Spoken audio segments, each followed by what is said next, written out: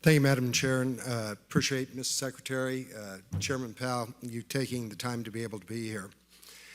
Do appreciate all of the efforts that you've made to be able to stimulate the economy and to be able to help our folks at home. Did want to bring up an issue that we've heard back from our district.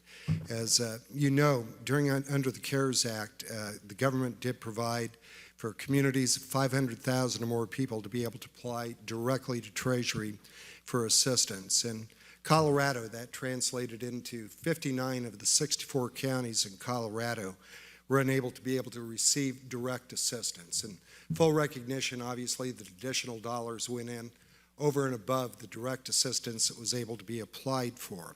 And I guess, Mr. Secretary, what I would like to be able to see from you is there been any oversight to be able to do what I believe was the congressional intent, to be able to get those dollars back into small communities like those that I represent, and have we had any sort of an examination of how those dollars are being spent by the states?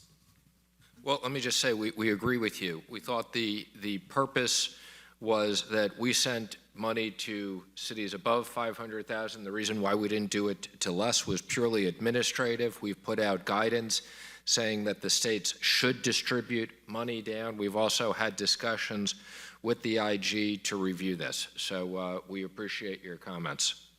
Well, thank you, and I appreciate the recognition that the small communities happen to, when we look at small business, that was my real life, we create 7 out of 10 jobs, and a lot of that does happen to be in rural America, and appreciate your attention to that as we're looking forward to any other package that may come forward.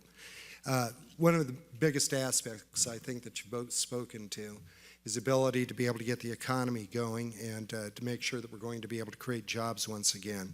But providing access to credit is going to be ultimately critical to being able to do that.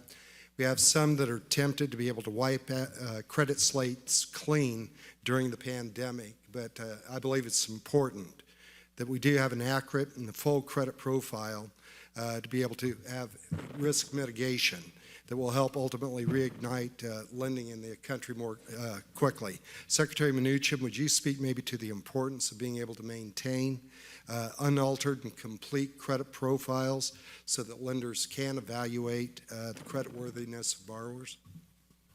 Yes, I believe that's very important.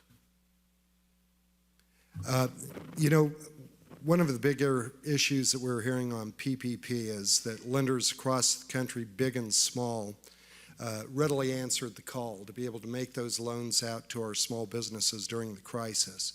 And since there was essentially no guidance when lenders began providing PPP loans, what can agencies do, Mr. Secretary, to the extent to hold them harmless in terms of provisions to the entirety of the PPP process, adequately protecting the lenders who are trying to be able to do the right thing?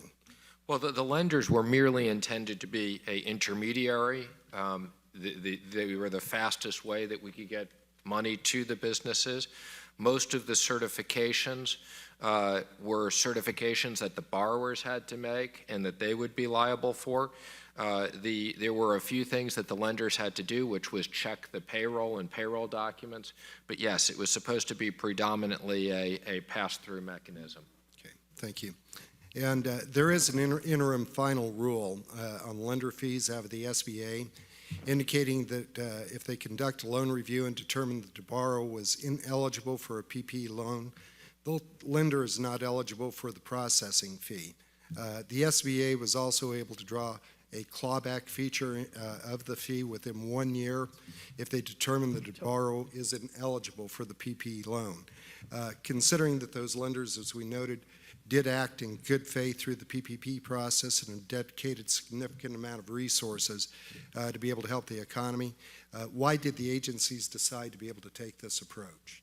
Well, let me just say, I hope that's a very small number of loans that turns out to be. But the thought of the taxpayers paying fees to loans that weren't made seemed to be unfair. And I would just say in general, I think the fees were very attractive to the lenders. So if there were a small number of loans that they made that were the case, I think they were still well compensated.